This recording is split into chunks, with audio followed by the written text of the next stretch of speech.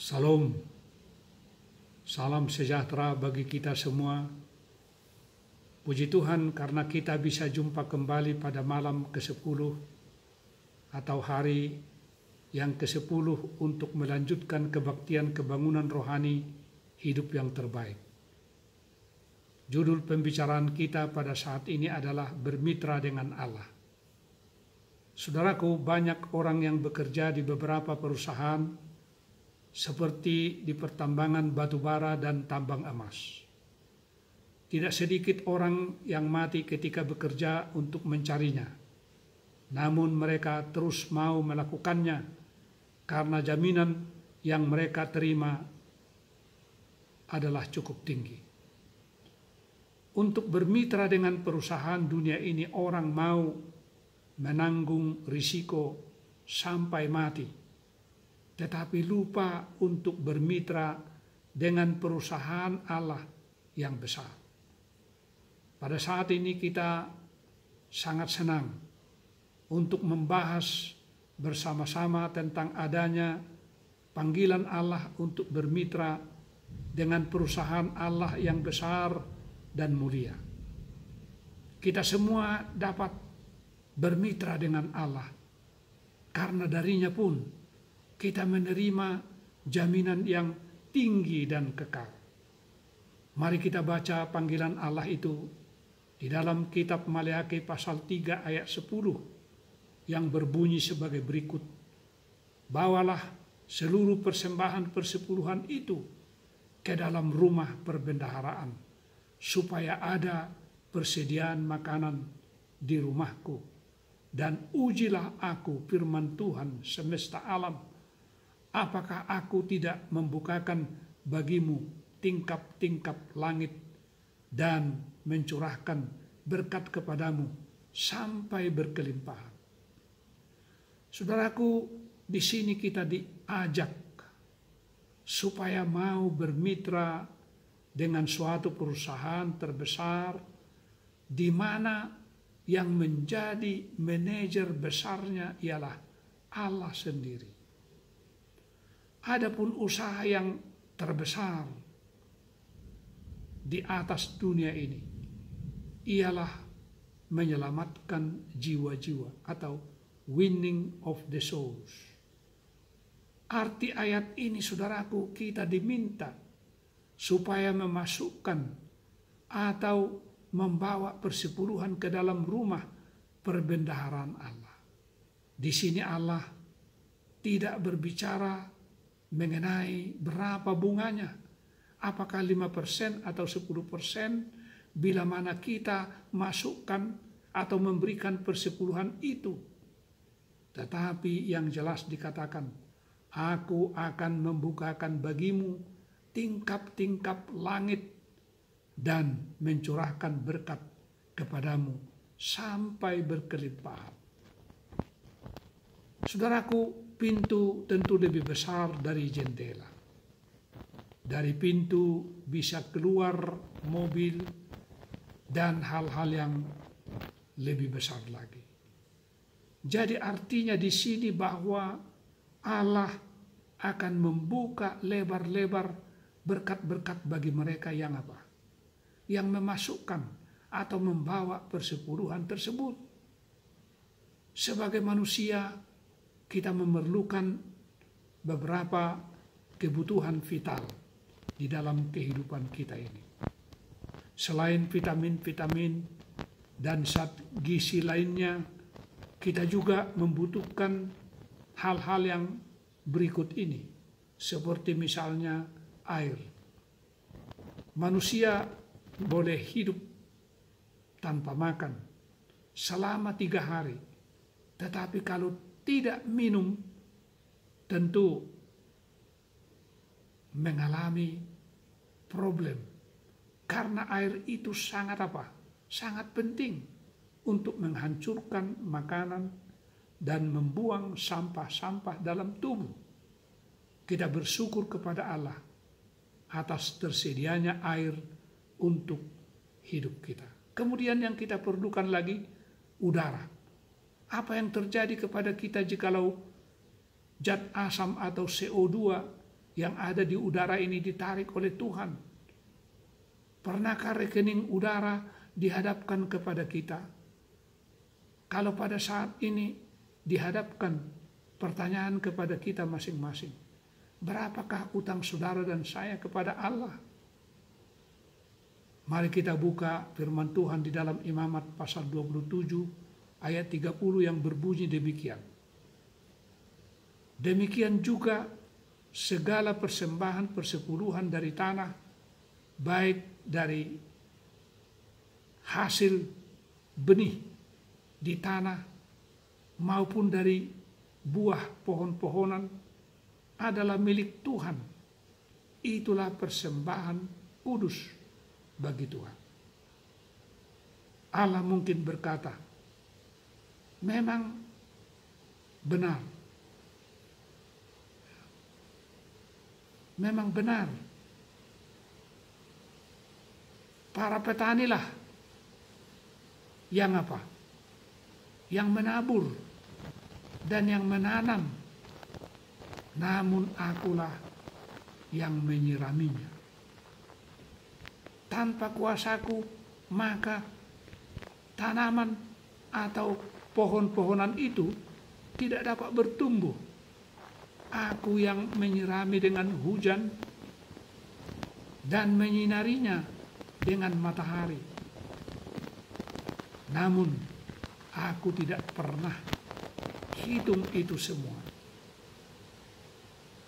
Saudaraku, di sini Allah hanya menuntut supaya kita memasukkan 1/10 dari hasil pendapatan kita ke dalam perbendaharaan Allah. Mungkin kita bertanya dalam hati kita, kalau saya seorang pegawai, yaitu pegawai kantor misalnya, mempunyai gaji 3 juta rupiah per bulan, berapakah persepuluhan yang saya harus kembalikan kepada Allah? Jawabnya ialah 1/10-nya, yaitu sebanyak 300.000 rupiah. Mengapa Allah itu harus menentukan jumlahnya 1/10? Mengapa kita tidak dibiarkan memberikan sesuka kita saja? Apa yang terjadi kalau demikian, saudara-saudaraku? Biasanya manusia memiliki perasaan $1 more, $1 more, $1 lagi. Atau selalu merasa apa? Merasa tidak cukup dan tidak puas. Sudah dapat uang misalnya 500.000, namun tidak puas dengan itu. Ingin lagi yang lebih banyak. Manusia cenderung bergantung kepada apa? Kepada perasaan. Apa yang jadi, saudara-saudaraku, kalau manusia bergantung kepada perasaan?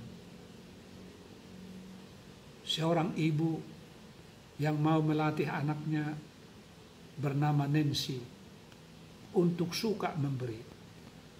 Pada suatu hari sang ibu membeli permen dan memberikannya kepada anaknya Nancy. Kemudian ibunya mencoba meminta permen tersebut dengan berkata, Nancy, mama minta sedikit permennya dong. Nancy mengulurkan tangannya untuk memberikan permen itu kepada ibunya. Tetapi setelah sampai di bibir ibunya, tiba-tiba apa yang terjadi? Tangannya ditariknya kembali. Jadi ibunya berulang-ulang harus melatih penurutan kepada Nancy, sampai pada akhirnya Nancy memiliki sifat yang tidak mementingkan diri. Demikianlah pula Allah ingin melatih penurutan kita dengan menentukan 1/10 itu. Jadi ada kalanya kita mengatakan, tunggu dulu, mengapa tidak 1%? Padahal sebenarnya sang ibulah yang punya uang itu. Namun ibu Nancy tidak mengatakan, Nancy, kamu harus mengerti bahwa yang membeli permen itu adalah uang ibu. Dia tidak katakan demikian. Saudaraku, kita tahu bahwa bumi adalah Tuhan punya, serta segala isinya, menurut Mazmur 24 ayat 1. Dan menurut Hagai pasal 2 ayat 9, dan Tuhan juga yang punya apa? Yang punya segala perak dan emas. Bahkan manusia sendiri adalah kepunyaan Allah. Saudara mungkin bertanya, untuk apakah persepuluhan itu? Menurut tulisan Ellen G. White di dalam Counsels on Stewardship halaman 100, dikatakan demikian. Persepuluhan itu diasingkan atau disendirikan untuk satu penggunaan istimewa. Itu tidak boleh dianggap sebagai uang yang ringan. Itu adalah diabdikan khusus bagi mereka yang membawakan pekabaran Allah bagi dunia ini. Dan itu janganlah dialihkan dari maksud atau tujuan itu. Saudara-saudaraku, mungkin orang mengatakan benar, dunia ini adalah milik Allah. Tetapi tunggu dulu, tenaga saya sendiri atau sayalah yang apa? Yang berusaha sehingga saya menjadi kaya. Nah, untuk itu apakah yang menjadi jawaban kita? Kita boleh baca di dalam Ulangan pasal 8 ayat 18. Tetapi haruslah engkau ingat kepada Tuhan Allahmu, sebab Dialah yang memberikan kepadamu kekuatan untuk apa? Untuk memperoleh kekayaan dengan maksud meneguhkan perjanjian yang diikrarkannya, ya, dengan sumpah kepada nenek moyangmu seperti sekarang ini. Tapi tunggu dulu, saudaraku, bukankah dalam hal persepuluhan ini Allah berbicara kepada orang Yahudi saja? Kita harus catat bahwa Abraham 430 tahun sebelum bangsa Yahudi berdiri sebagai suatu bangsa, maka persepuluhan sudah dia berikan kepada Allah. Hal ini dinyatakan di dalam Kejadian 28 ayat 22. Dan batu yang kudirikan sebagai tugu ini akan menjadi rumah Allah. Dan segala sesuatu yang engkau berikan kepadaku akan selalu kupersembahkan sepersepuluh kepadamu. Demikian pernyataan daripada Abraham.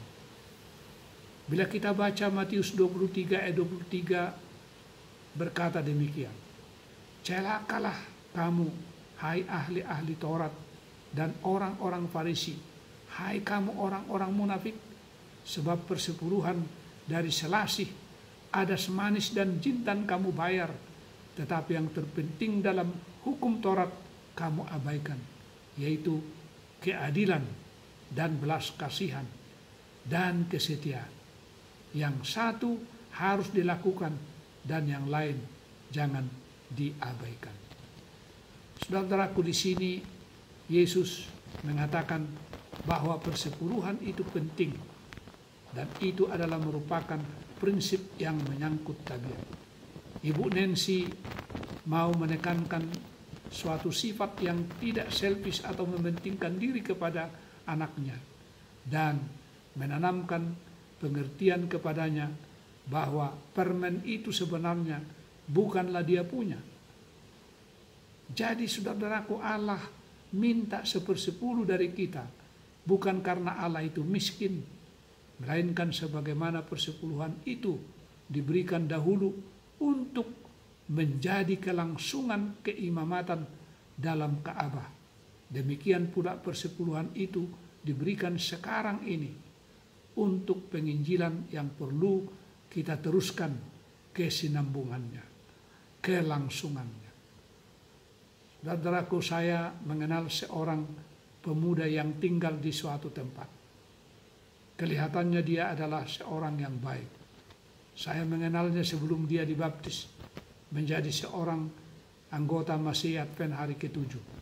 Pada akhirnya dia pun dibaptiskan Tidak berapa lama kemudian dia telah diangkat menjadi bendahara jemaat di gerejanya. Namun tidak berlangsung lama, saudara-saudaraku, karena diketahui terbukti bahwa dia telah memakai uang perpuluhan di gereja untuk keperluan pribadinya sendiri.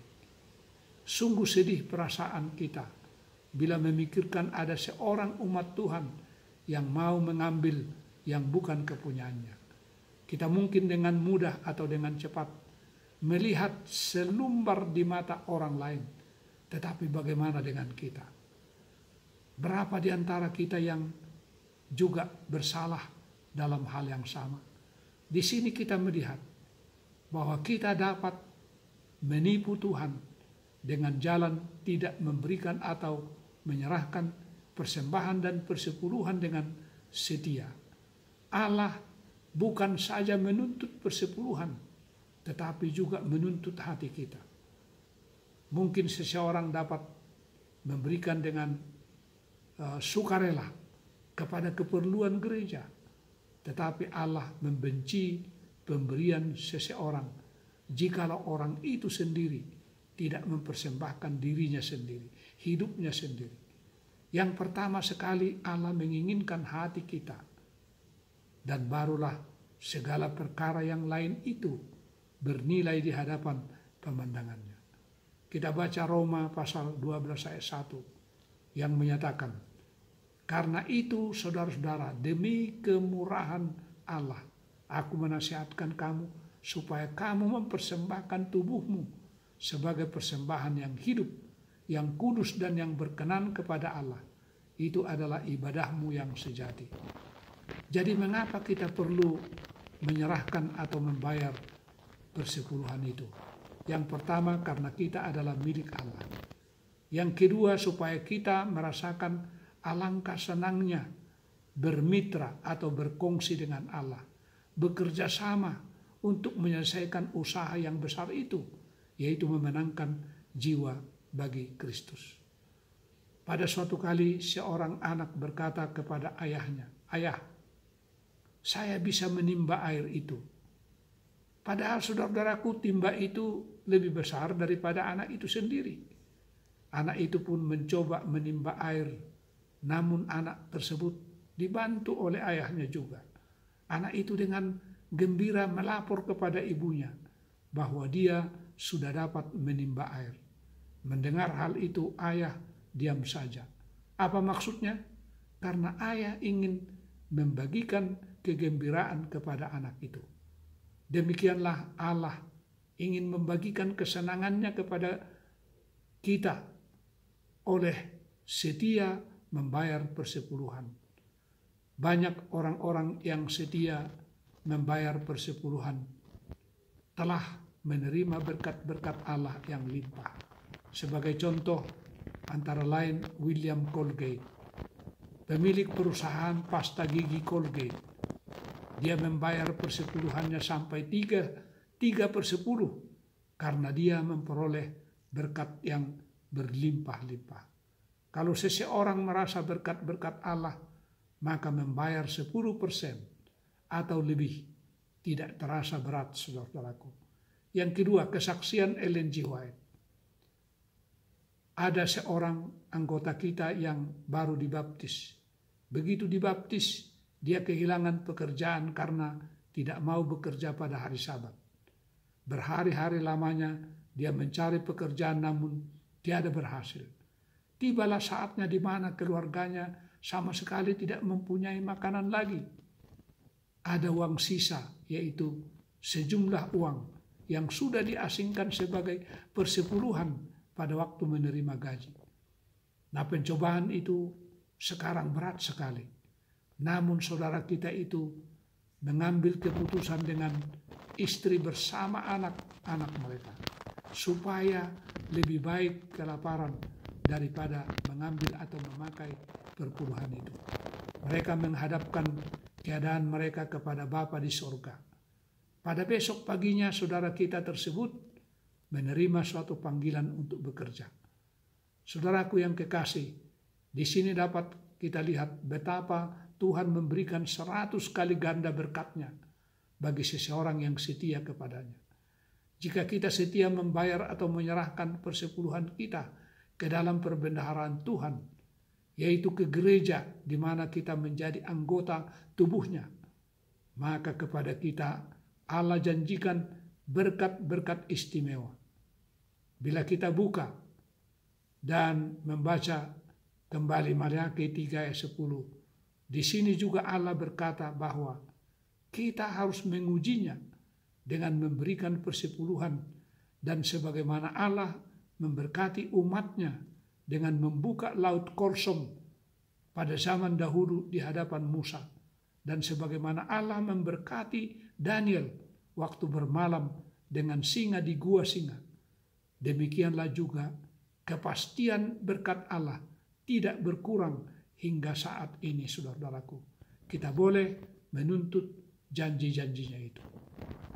Ada seseorang ibu yang telah kehilangan semua uangnya.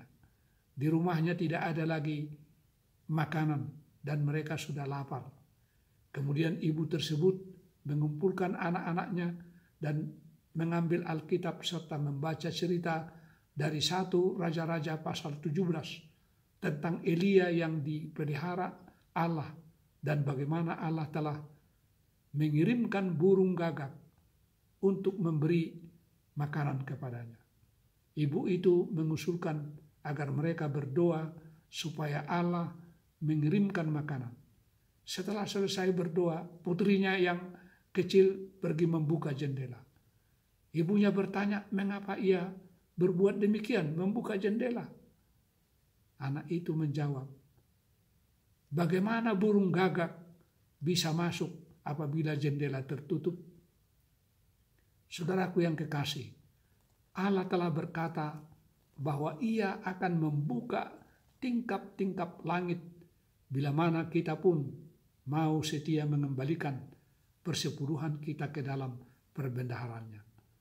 Biarlah hal ini kita tunjukkan di waktu-waktu yang akan datang. Dengan demikian, pekerjaan Tuhan segera dapat diselesaikan, dan apabila Yesus datang, kiranya Ia dapat berkata kepada kita masing-masing, sabaslah hai hamba yang baik dan setiawan. Tuhan kiranya memberkati kita semua dimanapun kita berada, adalah merupakan doa dan harapan kami. Amin.